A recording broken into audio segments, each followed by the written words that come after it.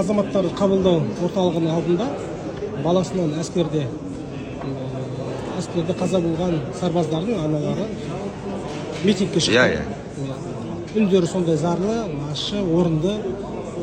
Осыған қатысты сіз не ой түйдіңіз? Менің түйген ойым бұрыннан біреу, бізде әділетті сот жүйесі орнамайынша түрлі осындай ұйымдар, одақтар пайда бола береді. Қазір себебі барлығының наразылығы неде? Баламызды қайтарып беріңдер деп жатқан жоқ қой. Әділ шешімін сұрап отыр. Әділдігін ал жарайды, баламыз отан қорғады, міне қаза болды. Енді осыған жауапты адамдар неге жауапқа тартылмайды, кінәлі адамдар деген, олардың талабы сол ғана. Ал бұл біздің сот жүйесінің олқылығы.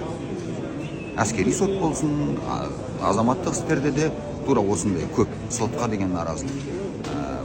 Қазір енді аналардың талабы 100% дұрыс деп ойлаймын. Президент 12 күн уақыт берді, істі қайта қарауға. Осы жерде мынадай сұрақ туады. Біздің үкімет, қорғаныс министрлігі бар, прокуратура бар. Президент айтпаса, халықтың үнін естімей ма деген. Енді мен алдында сізге сұхбат берген кезде де айтқанмын оны. Бізде осындай бір қисық тенденция бар, президент айтпаса қозғалмайды. Ол жақсы нәрсе емес. Бір мектеп жоқ. Қазақша. Мен бағанда сұрадым, 22 мектеп бар екен. Қазақша мектеп. Программасы қалай деп бәрін тұрап алды. Ал Россияда бір мектеп жоқ. Бір мектеп.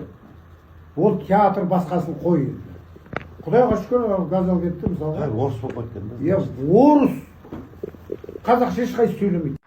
Ассалаумағалейкум қазақ елі.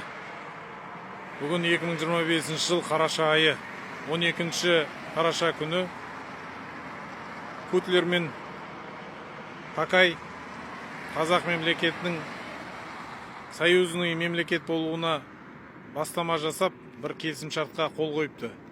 Қазақ ұлтының, қазақ елінің рұқсатын сұрамай, референдум өткізбей, осындай қазақ халқына үлкен, орасан зор ауыртпалықтар әкелетін шешімдер қабылданып жатыр. Сондықтан да осының барлығына біз өзіміздің пікірімізді айтып, ел екендігімізді, ұлт екендігімізді, халық екендігімізді көрсетуіміз керек. Бізден рұқсат сұрамай, бізбен келіспей, біздің үстімізден шешім қабылдауға ешқандай жол бермеуіміз керек.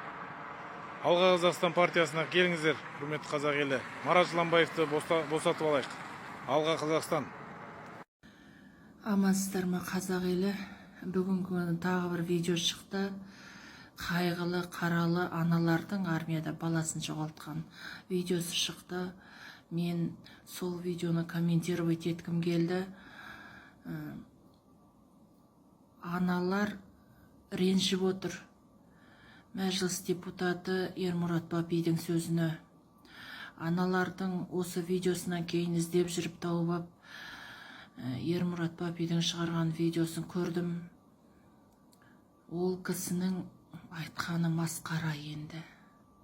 Не қылған арсыздық, не қылған қараңғылық. Үлкен еркек адам. Сен, Ермұрат Бапи, анадан тумадың ба? Ананың қайғысы түйсігіңе жетпеді ме? Сен 18 жаста болмап бедің? Сен армияда служит етпеп бедің? Сенің анаң сен үшін переживать етпеп беді? Арсыз-ау, осымен сен қалай халықтың бетіне қарайым деп отырсың? Сен қалай ғана депутат болып жүрсің? Ұятсыз. Кет, орныңды босат. Сен халықты басқаруға лайықты емессің. Сен аналарды қорлап тұрсың. Амансыздар ма қазақ елі, қалдарыңыз қалай? Біраз уақыттан бері әлеуметтік желіге шықпай кеттім. Денсаулығыма кішкене көңіл бөліп, денсаулығымды бастан еттім. Қазір шүкір Аллаға. Одан кейінгі қазақ елі, мыңда бір шүкір, рахмет, тілек дұғаларыңызға рахмет, қолдауларыңызға рахмет. Одан кейін Мейірман ағамыз шын жүректен ол кісіге рахмет, ағамдай болып кеткен міне. Ағам ер азамат деп айтсақ болады, міне осындай тұлғаларды да әлі күнге дейін қол ұшын беріп келе жатыр, әлі күнге дейін көмектесіп келе жатқан. Одан кейінгі ағамның үйін соғып берген жаңағы Асқар ағамызға рахмет, көп отбасыңыз аман болсын, шаңырағыңыз шайқалмай, ұл қыздарыңыз қызығын көріп, әрқашанда Алла тағалам жолыңызды ашық етсін. Одан кейінгі енді келетін болсақ, мынау жаңағы қазір білесіздер өздеріңіз, мынау доктор деген әлі күнге дейін тыныштық бермей келе жатыр. Әлі күнге дейін бұлай болады әңгіме. негізі енді қазір мен 2-3 видеоға сыйдыртам, тыңдай кетсеңіздер өздеріңіз түсінесіздер. Ең баста бұл кісі шығады, мына марқұм Шерзат мен бауырым өмірден өткен кезде бастайды әңгімені. Сосын мен мән бермеймін баста, сөйтіп адвокаттарға айтамын. Ол кезде басқа адвокаттар еді ғой енді, сөйтіп сол кісілерге жіберемін бұл кісінің видеосын. Өйткені сол кезде экран запись жасап уже халық маған жіберіп жатыр, бақтап кел, мынандай деп жатыр, мына кісі былай деп жатыр деп. Ладно деп мән бермеймін баста. Сөйтіп мен адвокаттарға жіберемін уже. Адвокаттар да айтады маған, не қыласың, каждый собакамен собака болып жүресің ба дейді маған. Сөйтіп айтады, ну ладно деймін, оған да мән бермеймін, жарайды, қойшы деп. Сөйтіп жүріп қоятын шығар, өріп деймін. Сонымен уақыттар өте береді. Қаралап, өздеріңізде көздеріңіз куә, біз жайлы не деп атқан жоқ, не демей жатыр. Сөйтіп мен арыз жазам бұл кісіге. 2 рет қамалады, сөйтіп моральный ушиб 800 000 теңге маған беру керек болады. Әлі күнге дейін берген жоқ. Мен бірақ бұл кісінің ақшасына қарап тұрған жоқпын. Міне бір Алла тұр төбемде, маған керек те емес. Мен адвокатқа айтқанмын даже Мейірман ағаға. Аға, аласыз, өзіңіз аласыз. Маған бұл кісінің бір тиыны керегі жоқ, потому что маған западло. Оның ақшасын алу маған западло. Сонымен, короче, бұл кісі шығады, бізді айтып, бұлар қалпақтар, тағы бірден, әлі күнге дейін қалып не дейді, қазір не дейді, качак дей ма, колчак дей ма, не дейді, солай деп. Жаңағы Гүлбара деген қазақтың аты емес, тағысын тағы, марқұм Шерзаттың да қызының атын айтып шықты, ол пәленше, ол андай аты, тағы бір, менің кірпіктерімді айтып, білмеймін, кірпіктерімнің бір жеріне кірді ма, батты ма, білмеймін ғой енді. Сөйтіп, мен темекі шегіп тұрған жерімді де түсіріп алып, ой, мына темекі шеге деген деп.